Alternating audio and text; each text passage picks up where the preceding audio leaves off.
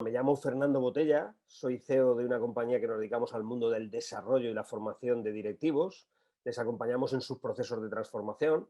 Soy de formación biólogo, experto en sistema nervioso central. Ahora con Think and Action, que es mi empresa, lo que hacemos es eso, como os decía, desarrollar proyectos de transformación en grandes organizaciones. Me dedico sobre todo al mundo del liderazgo, al mundo del trabajo en equipo y al desarrollo de la creatividad y de la estrategia empresarial.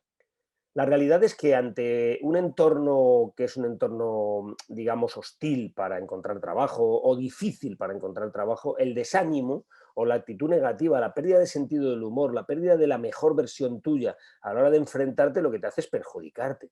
Nunca te va a aportar más valor. Hay una cosa que tenemos que comprender y es que hay ciertos elementos en el entorno que si yo fuera un joven, por ejemplo, un joven rescatador del equipo de rescatadores de talento, ¿no? Hay una cosa que tendría que tener muy clara y comprender, y es que con una actitud negativa ante lo que ocurre en el entorno no voy a ser ganador, voy a ser más perdedor. Difícil lo tengo.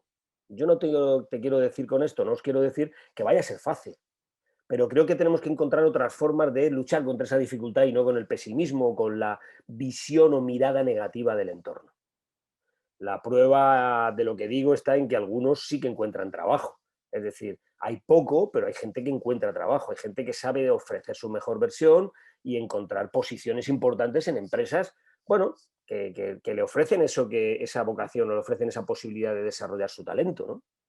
Por lo tanto, el pesimismo, el optimismo, la mirada negativa nos lleva a entender que hay como dos formas, si me permitís ser un poco simple en esto, de enfrentarse a la situación.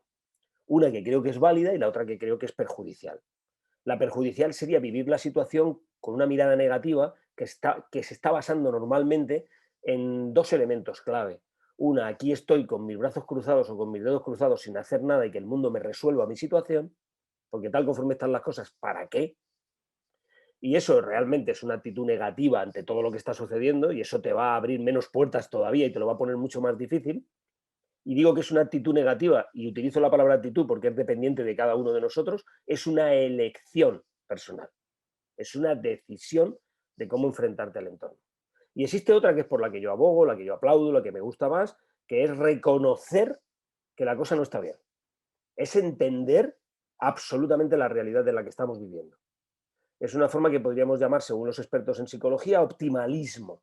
El optimalismo no es el optimismo por el optimismo, es la capacidad de reconocer la realidad, es decir, la dificultad del entorno actual. Por ejemplo, para encontrar trabajo. Pero poner mi mejor versión y plantearme la siguiente pregunta. ¿Qué sí puedo hacer dadas las circunstancias que hay? Y desde ahí, desde una visión positiva de la realidad, a pesar de todo, intentar luchar por ofrecer mi mejor versión y por conseguir mis objetivos personales y profesionales. Eso es lo que yo recomiendo.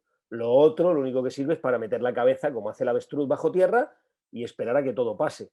Pero la pregunta que hago es, incluso cuando pase este virus y esta pandemia, que pasará y espero que pronto, yo es posible que ya me haya habituado a vivir con la cabeza bajo la tierra y por lo tanto con ese modo de avestruz será muy difícil que pueda conseguir trabajo.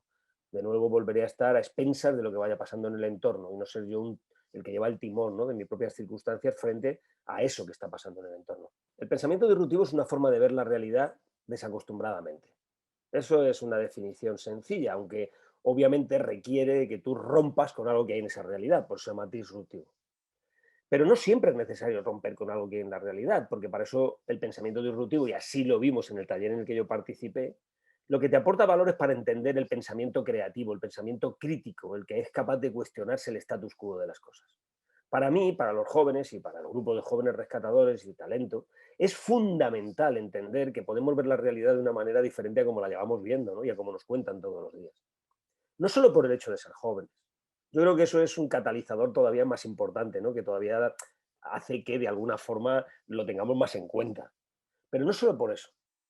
Yo creo que tiene mucho más que ver con la capacidad de diferenciarte, de ser realmente único, ¿no?, de tener esa singularidad que yo creo que todas las personas tenemos.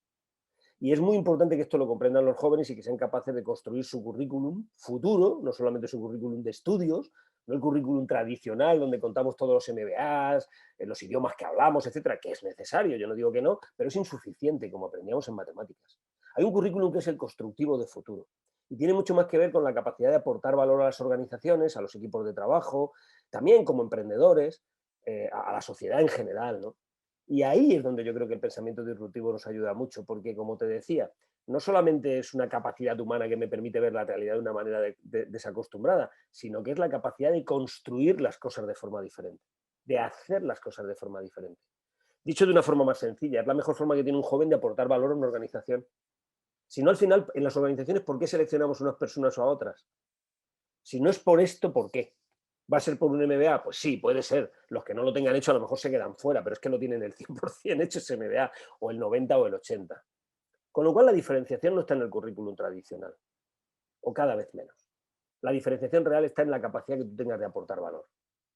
Yo la sugerencia que hago a través del pensamiento disruptivo a todos los jóvenes, en este caso a los rescatadores de talento, es que tengan la capacidad de cuestionarse el status quo, porque seguro que todos, todas, tienen muchas posibilidades de encontrar dentro de sí mismo elementos diferenciadores, pensar cuestionándose con pensamiento crítico la realidad actual.